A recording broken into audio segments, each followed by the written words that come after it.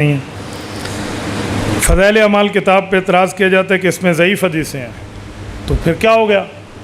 ضعیف حدیثیں تو ابو داؤد میں بھی ہیں، ضعیف حدیثیں تو ابن ماجہ میں بھی ہیں، ضعیف حدیثیں تو جامع ترمذی میں بھی ہیں، تو پھر کیا کریں گے؟ ضعیف حدیث سنن نسائی میں اس کو نکال دیں گے؟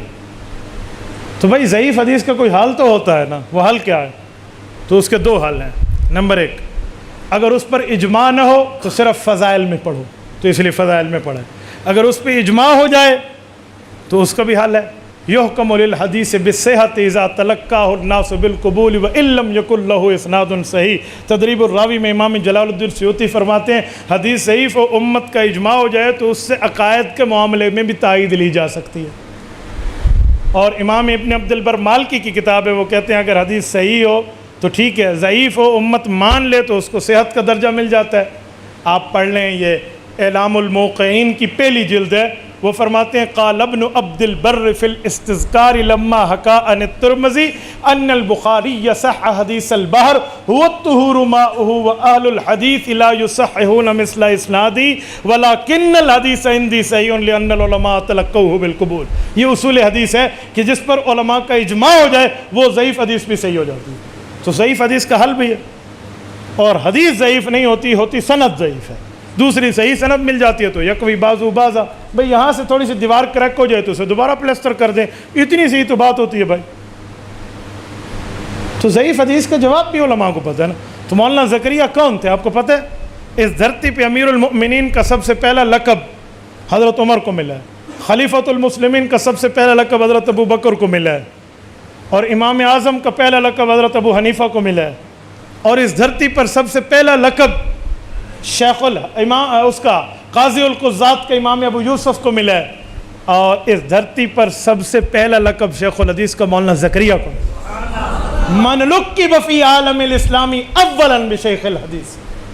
تو یہ بندہ حدیث کو ماہر ہے، حدیث کو جانتا ہے، اور میں کیا کہوں، اللہ آپ کو مدینہ منورہ لے جائے، اللہ آپ کی برکت سے ہمیں بھی لے جائے۔ آپ جنت البقیع جائیے، رسول اللہ کے قدموں کی طرف ہے، امام نافع کی قبر، امام مالک کی قبر، قدموں میں شیخ الحدیث مولانا زکریہ کی قبر۔ اس بندے نے کتابیں لکھ کے کہا میرے مولا تجھے قبول ہے تو مجھے حضور کے پاؤں میں جگہ دے، یہ آج بھی وہیں آرام فرما۔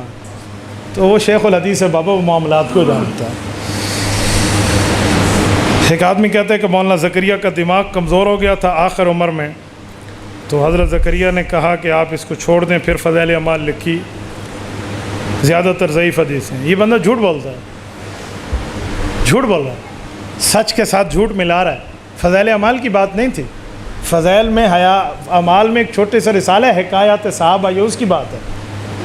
حکایات صحابہ کے وقت شیخ زکریہ رحمۃ اللہ علیہ تھوڑے سے بیمار تھے، تو ڈاکٹروں نے کہا کہ حضرت لکھنے پڑھنے والا جو دماغی کام ہے نہیں، جس میں دماغ خرچ ہوتا ہے، وہ آپ کام نہ کریں، تھوڑا ریسٹ کریں۔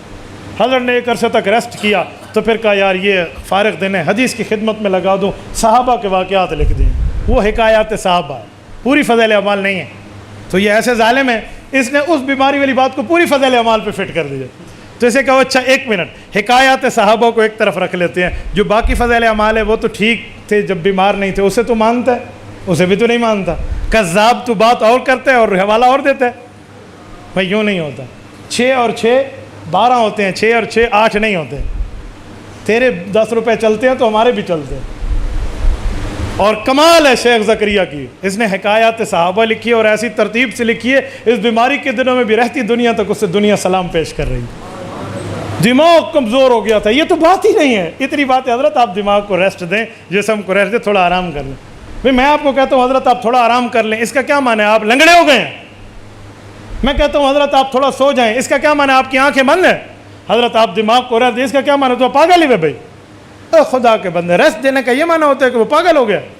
تو کیا لفظ ہے اور کس لفظ کو تم نے کیا سے کیا بنا دی؟ تبارك الذي نزل الفرقان على عبده ليكون للعالمين نذيرا